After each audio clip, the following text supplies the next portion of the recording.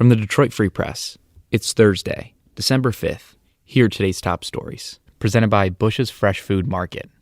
Bush's has over 4,000 Michigan products, including the freshest fruit and vegetables, meat, seafood, and baked goods. Stop by one of Bush's 16 locations for the personal service you expect from your neighborhood grocer. This is Brian McCollum, music writer with the Detroit Free Press. It was an eventful Wednesday in the world of Kid Rock. The Michigan-bred musician and the Ilitch Organization each announced that he'll soon stop lending his name to the Made in Detroit restaurant at Little Caesars Arena. Specifically, he won't be renewing the deal that licensed his name and likeness to the Rock and Roll Eatery, which opened along with the arena in 2017. It followed a recent video that captured an apparently intoxicated Kid Rock unleashing a vulgar tirade toward Oprah Winfrey, a rant that drew heat from some as sexist and even racist. Wednesday's Little Caesars Arena announcement didn't directly cite that incident, though the Ilitch Group said in a statement it will seek a new restaurant concept that, quote, aligns with our community and company values, end quote. Activists with the Michigan National Action Network, meanwhile, gathered Wednesday outside the arena to denounce Kid Rock and his Oprah rant. Kid Rock shot back on Facebook, calling accusations of racism a joke, while citing his years of charitable work in the city. Rock, who has primarily resided in Nashville in recent years, added that he's learned to go where he's celebrated, not tolerated. For the Detroit Free Press Auto Team, I'm Jamie LaRue. The end is almost near in the labor talks, but it's just the beginning for the auto industry. The UAW and Fiat Chrysler Automobiles have a tentative agreement. The union already ratified 4-year contracts with GM and Ford. But some labor experts say there's turbulence ahead. Under the new contract, the car companies remain disadvantaged. Their labor costs are higher than those of foreign competitors. Also, with the industry on the cusp of electric and self-driving cars, the automakers needed more manufacturing flexibility to retool plants and reduce the workforce. They are restricted in this contract. The result could give foreign automakers a head start, costing the Detroit 3 market share. But Ford and GM defend the contracts. They say the deal does right by the worker without compromising competitiveness or flexibility. This is John Gallagher of the Detroit Free Press reporting that Metro Detroit enjoys a growing economy, but there's always a but. Things are slowing down just a little bit. The Detroit Regional Chamber, in its annual State of the Region report, highlights some positives.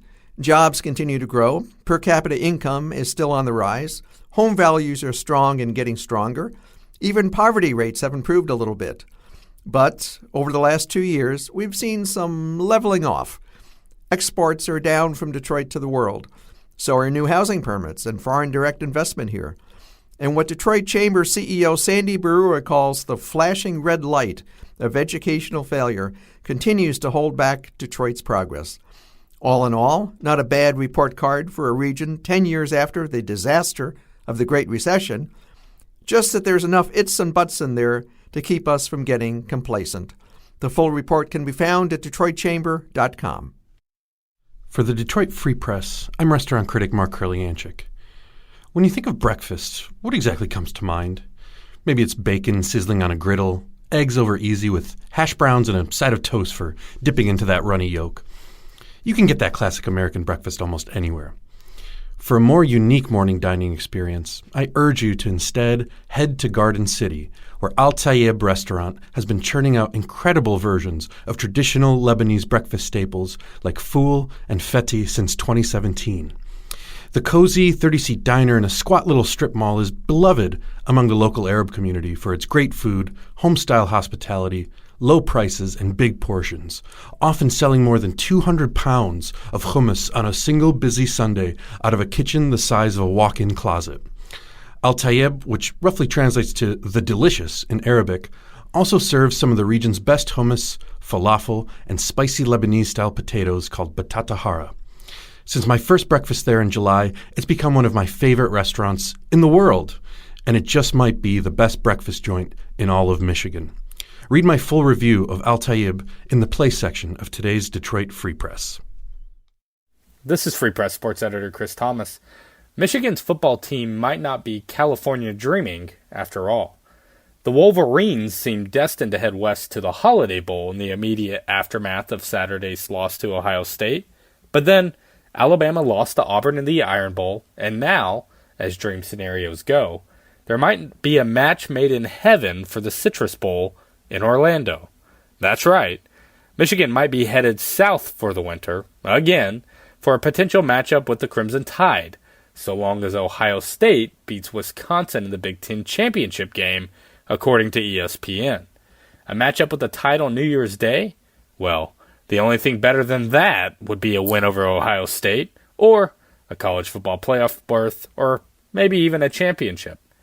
But, as consolation prizes go, this one might not be too bad, because what better way to atone for another sour end to the regular season than a win over the big, bad Crimson Tide?